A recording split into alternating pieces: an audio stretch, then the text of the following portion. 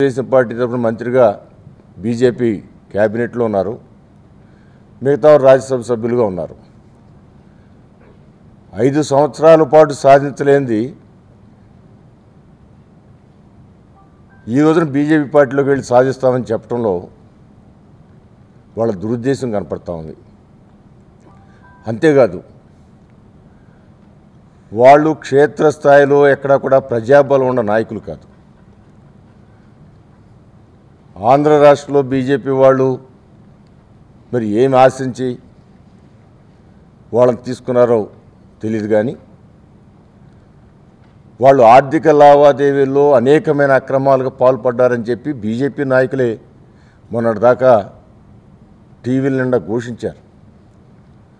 అలాంటి నాయకులు, అలాంటి బీజేపీ పార్టీ ఈ రోజున ఇలాంటి వాళ్ళని ఎంకరేజ్ చేసి తీసుకోవటం, దాని యొక్క దురుద్దేశం ఏందో కూడా తెలియాల్సిన అవసరం ఉంది.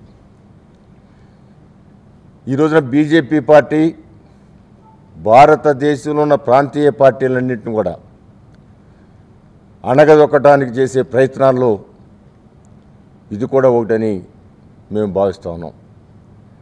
అంటే బీజేపీ పార్టీ నిరంకుశ వైఖరి మరొకసారి కనపడుతూ ఉంది.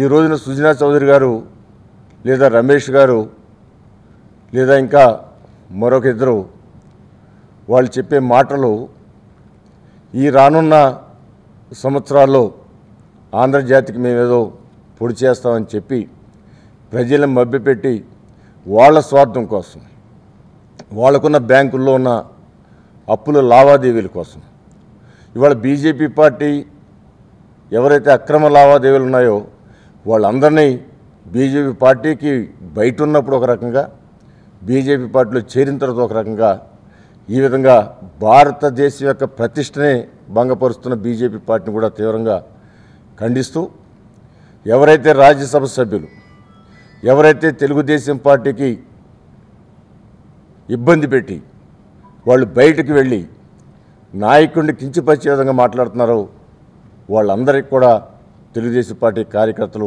తగిన బుద్ధి చెబుతారని కూడా తెలియజేస్తున్నాం. తెలుగుదేశం పార్టీకి సంక్షోభాలను ఎదుర్కోవటం మాకేమి కొత్త కాదు, మాకు వెనతో పెట్టిన విద్య.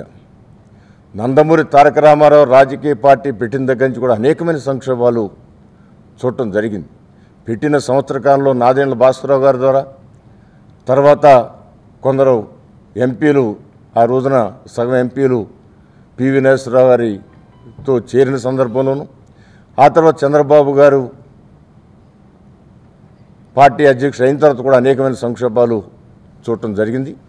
ఈ సంక్షోభాలు ఎదుర్కొనే శక్తి భారతదేశంలో ఒక ప్రాంతీయ పార్టీలో తెలుగుదేశం యొక్క పార్టీకే అలాంటి శక్తి ఉంది. ఈ సంక్షోభాన్ని ఎదుర్కోవడమే కాదు, ఎవరైతే పార్టీలు మారి వెళ్తున్నారో వాళ్ళని ప్రజాక్షేత్రంలో చరిత్రహీనులుగా కూడా చేసి వాళ్ళు ఈ చుట్టుపక్కలకు మరలా రాకుండా కూడా చేసే శక్తి తెలుగుదేశం పార్టీ కార్యకర్తలకు ఉందని హెచ్చరిస్తూ, మీ స్వార్థం కోసం వెళ్తే మా స్వార్థం ఉంది, మాకు భయం ఉంది, మళ్ళీ అయితే మాకున్న అక్రమాలు బయటకు తీస్తారని భయం, అందుకు మేము వెళ్తున్నామని చెప్పండి, దాంట్లో మాకు అభ్యంతరం లేదు. అంతేకాకుండా పార్టీని ఇబ్బంది పెట్టే విధంగా వ్యాఖ్యలు చేస్తే మాత్రం సహించబోమని కూడా నేను హెచ్చరిస్తూ ఉన్నాను.